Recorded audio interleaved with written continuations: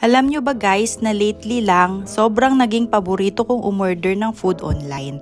At ito nga yung aking palaging ino-order, yung Pizza Hut. At ito yung dalawang flavors na paborito kong orderin, yung kanilang chicken ranch at saka yung kanilang margarita. Kasi may promo sila for 45 SR, may dalawang pizza ka na. Isang large pizza na stuffed crust, yung may mozzarella sa loob, at isa namang medium pan. Ayan, yung margarita, na plain lang siya. For 45 SR, grabe, sulit na talaga siya.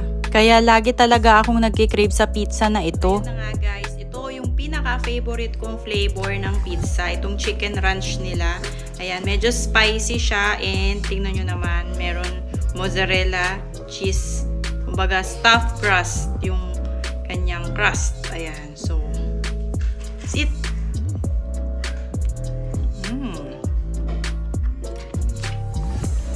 Sulit na siya guys. Masarap pa. Tapos ang nagustuhan ko dito sa Pizza Hut, kahit abutin siya bukas, malambot pa rin yung tinapay niya.